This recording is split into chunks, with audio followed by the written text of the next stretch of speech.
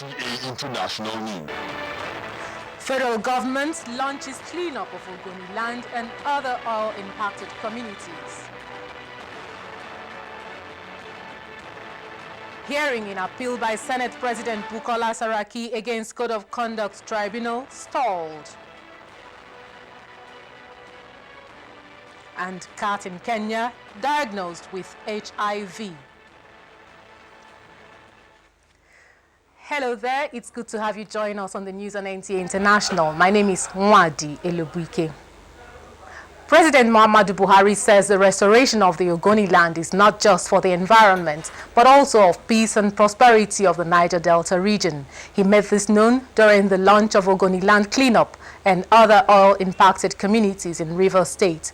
The president, who was represented by the Vice President Yemi Osinbajo, called for support from all stakeholders towards implementing the United Nations Environmental Programme, UNEP report, in order to restore the people's source of livelihood.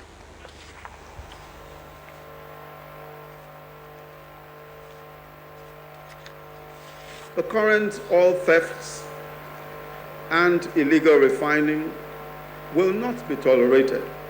The regulators in the oil industry must all live up to their expectations.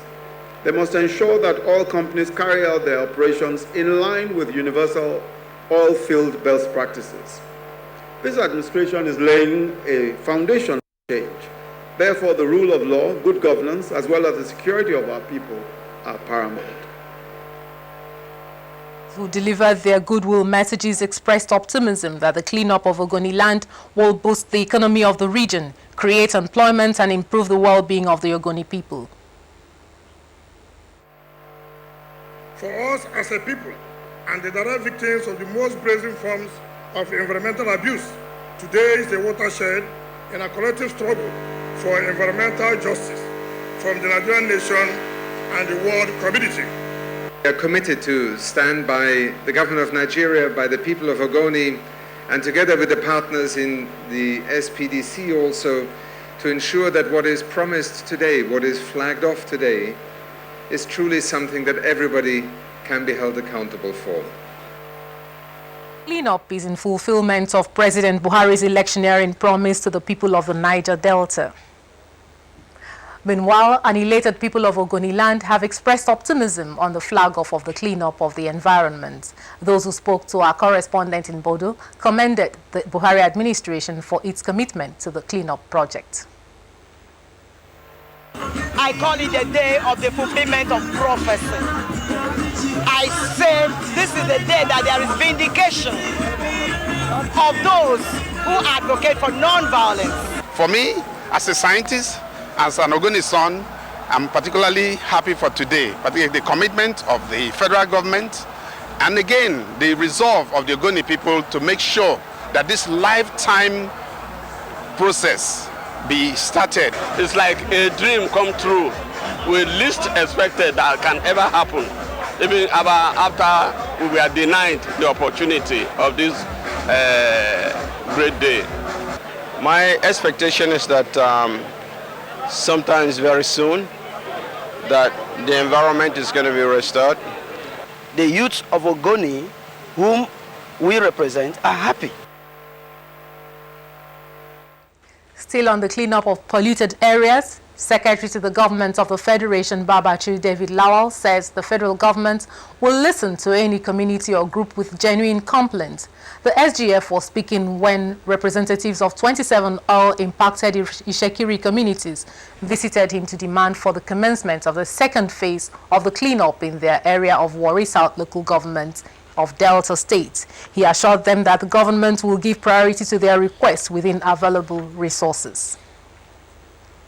The Organization of Petroleum Exporting Countries, OPEC, has approved the appointment of Nigeria's Muhammad Barkindo as new Secretary General, succeeding Abdullah El Badri, who has been on the job for 9 years. Barakindo was acting head of OPEC in 2006 and previously ran the Nigerian National Petroleum Corporation. Barakindo, whose rival nominees for the job included Indonesia's Mahindra Serge, spent more than 23 years at the NNPC, where he served in various capacities, including Deputy Managing Director of Nigeria LNG and head of the International Trading Unit. He also served for 15 years as Nigeria's national representative to OPEC. The Senate President Bukola Saraki says the National Assembly is willing to do whatever is necessary to resuscitate the Ajaokuta Steel Company. Senator Saraki said this when he received a team of the Ukrainian National Economic Corporation working on the light mill section of the steel company. National Assembly correspondent Mohammed Ali has the report. The Ajaokuta Steel Rolling Company is designed to propel Nigeria's quest for industrialization. Despite efforts by successive governments, the company has not been in operation for decades. It was part of efforts to make the company work that the federal government in 2013 signed a memorandum of understanding with the Prom Company and the Ukrainian National Economic Corporation to activate the light mill section of the company. The good news coming from that MOU is that the mill is now ready to commence production. This was disclosed by officials of the companies when they presented a roadmap on how to make Ajaokuta Steel Company work to the Senate President. The only reason why we are not fully in production now is that the raw material that are supposed to be used, we call them steel billets, has to be imported from overseas. Senator Bukola Saraki, who lamented the enormous amount of funds expended on the project without any result, expressed delight over the new development. Our concern is how do we get Ajaokuta back up and running, and whatever that is necessary to do that, you can be assured of the support of the Senate. Meanwhile, the Senate President has assured the Pharmaceutical Manufacturers Group that the efforts being made by the National Assembly to reposition the manufacturing sector will yield the desired results in the near future. Senator Saraki said apart from reviewing, amending and reenacting laws to ease doing business in Nigeria, the Senate is working with the executive arm to diversify the economy. The priority sector that should be given the attention themselves, and Central Bank, who has been putting funds together for priority sector, must ensure that they include the pharmaceutical sector as one of those sectors. Chairman of the Pharmaceutical Manufacturers Group, OK Aqua, noted that the sector, which has the capacity to produce all essential drug needs of Nigeria, presently produces 30% due to unfavorable policies. He solicited the support of the Senate to establish funds that can be accessed by pharmaceutical companies at low interest rates. From the National Assembly, Mohammed Ali, NTA News. And Speaker House of Representatives Yakubu Dogara says if Nigeria must reduce the level of poverty among its citizens, it must give priority to the growth of small and medium-scale enterprises. He stated this when he granted audience to the National Assembly Business Environment Roundtable Group led by its leader, Shola David Boha. Ignatius Nkwo reports. Eradication of poverty through job creation was the focus of this meeting, as Speaker Yakubu Dogara maintained that the promises of democracy cannot be achieved when majority of the people are poor. The Speaker explained that small businesses create greater employment opportunities than multinational companies. Dogara therefore implored federal and state governments to give greater attention to small and medium-scale enterprises. The best way we can engender prosperity in the nation and fulfill the promise of democracy is if we get people to work, and especially in the area of businesses, small, medium-scale enterprises, small businesses, generating wealth, generating employment. The Speaker explained that the decision by the House of Representatives to review obsolete laws was to ensure an enabling environment for businesses to thrive in the country. From the National Assembly, Ignatius Nkwo, NTA News. On health, the wife of the president, Mrs. Aisha Muhammadu Buhari, says she will continue to build synergy with non-governmental organizations and other development partners in improving the health status of women and children in Nigeria. She stated this when she received dual kits for the test of HIV and syphilis diseases donated by the Alere Global Healthcare Providers. State House correspondent Aliu Kabir reports. Records by the World Health Organization (WHO) show that in sub-Saharan Africa, about 260,000 children are infected with HIV, with Nigeria contributing a significant burden of mother-to-child transmission of HIV and syphilis, having 1/4 of the figure. The need to eliminate HIV and syphilis as well as infant mortality was the motive behind the donation of dual kits for the test of the diseases. 10,000 test kits are being donated to the wife of the president in support of our ongoing effort towards improving the health and well-being of women and children.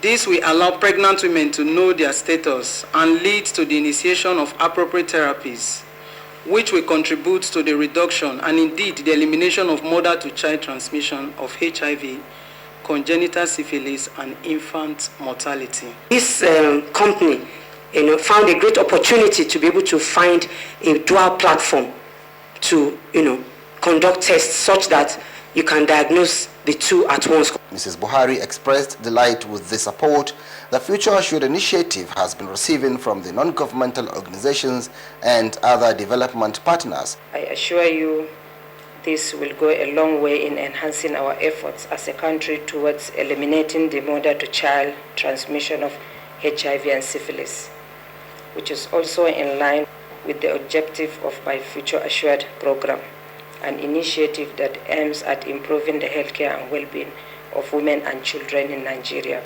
It is commendable that you have chosen to come together with her to ensure the health and well-being of children and women in Nigeria. It is clear that what we can do individually cannot be compared with what we can do together.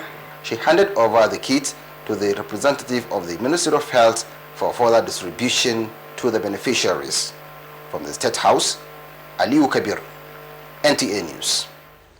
The federal government of Nigeria has developed strategic plans aimed at addressing farmers-herdsmen clashes.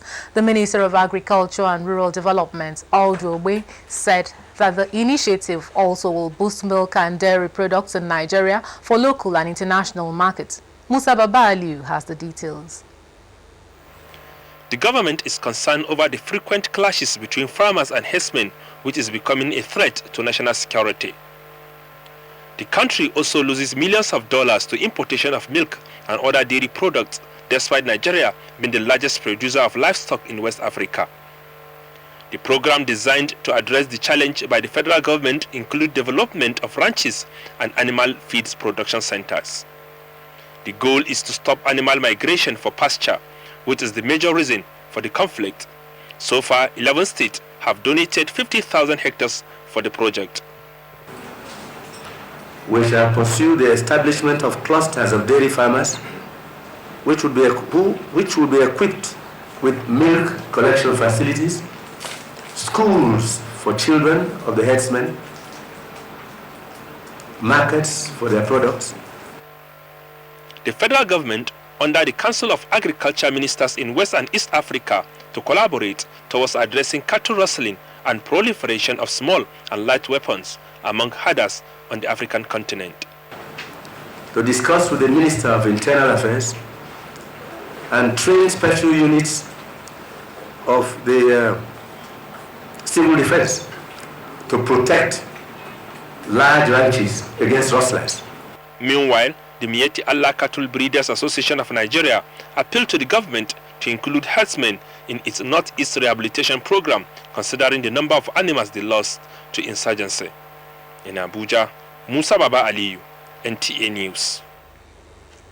Sultan Saad Abubakar III has called on the Federal Road Safety Corps to ensure the proper construction of speed breakers and roads that pass through major towns to reduce number of accidents on such highways.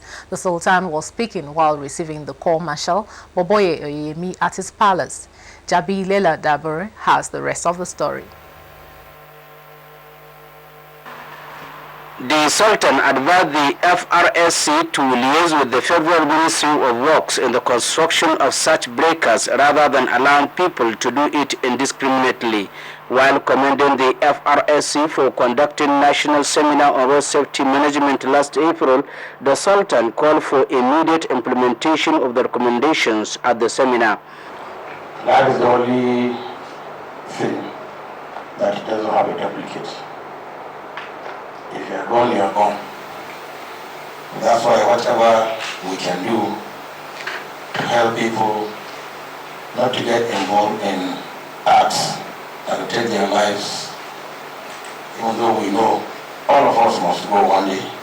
The Co-Marshal Federal Road Safety Corps, Mr. Boboy Oyeyemi, told the Sultan that the Corps has adopted the suggestions of the Sultan in involving traditional institutions in minimizing road accidents across the country. Last week, nationwide, I sent my police officers out. We had tire safety campaign all over the country. And we are combining this with the issue of overloading. Of recent, we've seen increase in crashes a little bit on Sokoto Tapua, Sokoto Talatama Road. And principally it has to do with overloading and tire related, which is the major problem.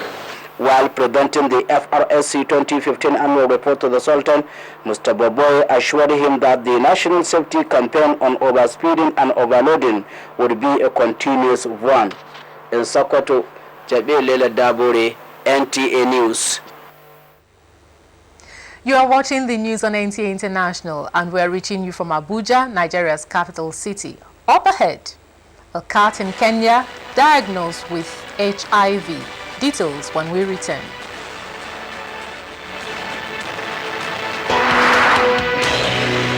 NTA International News. Africa as it is. Thanks for staying with us. The Court of Appeal sitting in Abuja has adjourned hearing in the case between the Senate President Bukola Saraki and the federal government till 18 July.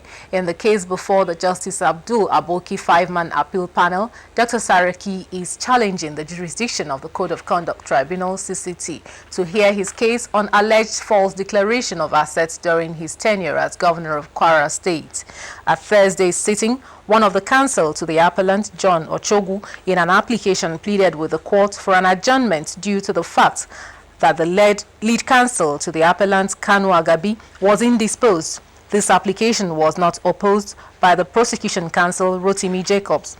Ruling on the application, Justice Abdul Aboki adjourned hearing on the matter till 18 July.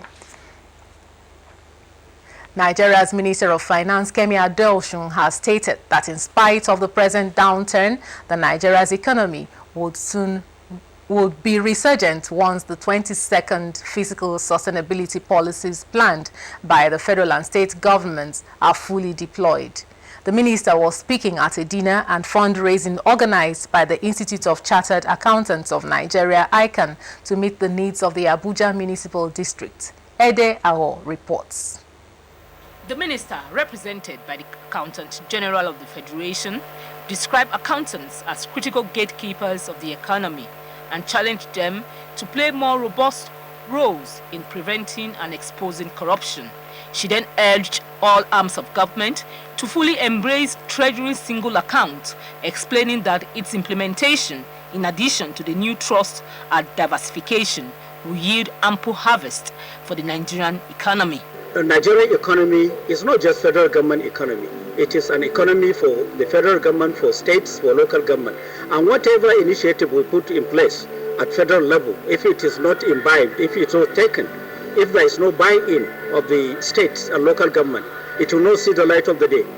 The representative of the ICAN president observed that the theme of the event, Re-engineering the Nigerian Economy, Challenges and Prospects, was timely, considering challenges currently faced by the Nigerian economy. There is need for us to shun all areas of wastages, importation of things that are really not productive.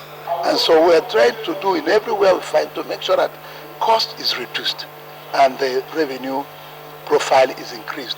If we put our hands together as individuals, as organizations, as professional bodies, honestly, those things can be achievable. ICANN is the foremost professional cluster of accountants in Nigeria. Abuja Municipal District has been in existence for about 25 years. Ede Awu, NTA News. Focusing now on the world of business, Olayinka Ojo is our guide.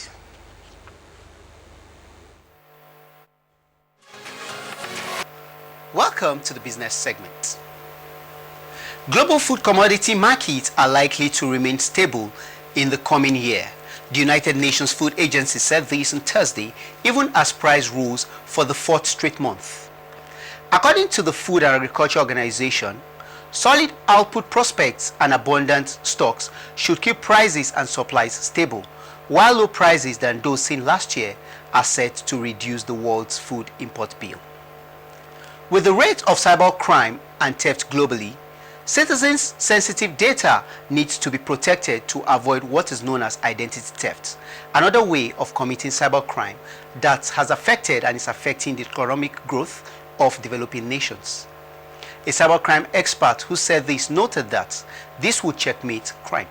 There's need for a single source of data at first, then we'll be able to address the issue of cybercrime where people just steal your data.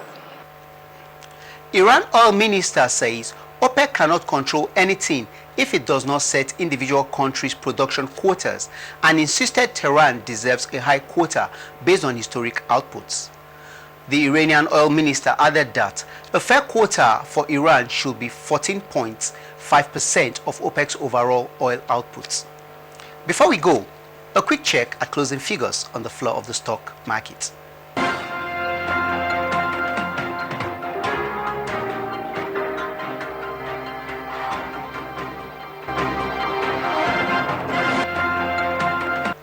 And that's it on the business segment. A look now on the foreign scene, where a cat in Nairobi, Kenya has been diagnosed with HIV. Plus, heavy downpour floods northern Europe. For details of this and more, let's join Yakubu Iliasu. Authorities in Nairobi, Kenya have cautioned cat owners to be vigilant after a cat was diagnosed with a virus similar to HIV. The cat was said to have exhibited gradual weight loss and lethargy when its owner took it to the vet. Blood tests conducted by the pathologist indicated that the cat had feline immunodeficiency virus, FIV, which according to diagnosis caused degradation of the immune system. According to Dr. Daval Shah, who examined the pet, said, however, that the virus could not be transmitted to humans. And Burkina Faso police have arrested 6 foreigners suspected of being behind jihadist attacks in January this year that left 30 people dead. Al-Qaeda in the Islamic Maghreb claimed it was behind an assault on a top hotel and a cafe, both popular with foreigners, which also left 70 people wounded. The suspects are believed to have sheltered and aided the perpetrators of the attack in Ouagadougou and work with the ringleader of the attacks, who is still being tracked down. And from Europe comes a report that more heavy downpour are focused across swaths of northern Europe after days of flooding that left at least 10 people dead and others missing. In a worst-hit incident, the bodies of 3 women from the same family were found in a flooded basement in southern Germany. Some parts of central France have seen their worst flood in over a century. Thousands left their homes in France with about 10,000 emergency calls made. Ilyas Aliakubu, NTA News. And in sports, Nigeria moves up in latest FIFA ranking as Novak Djokovic crushes into the semi-final of the French Open. These and more on Sports Update with Ayodeji Makinde.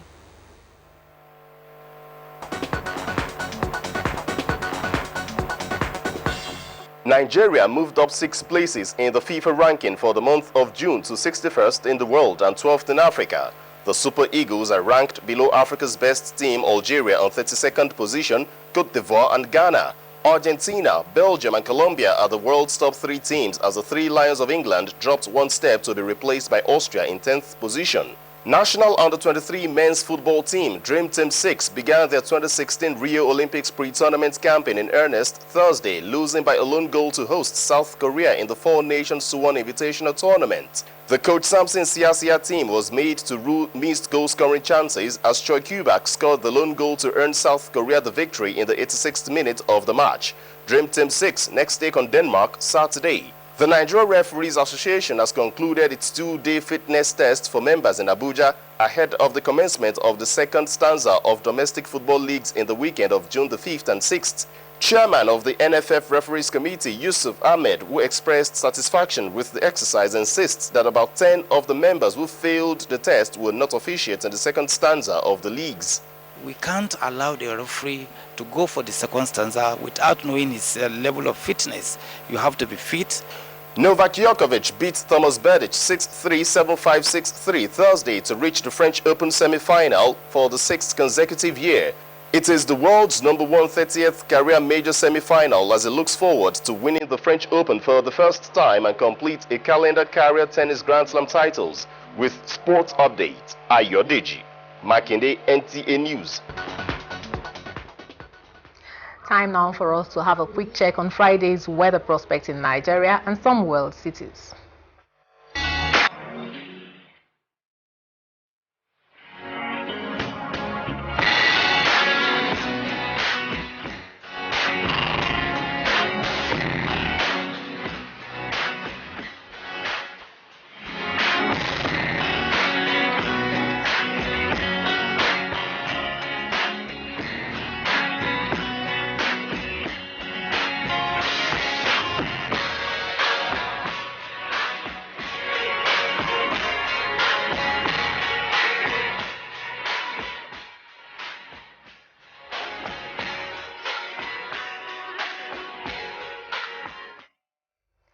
And that was the news on NTA International. I am Mwadi Elobike. Thank you for watching.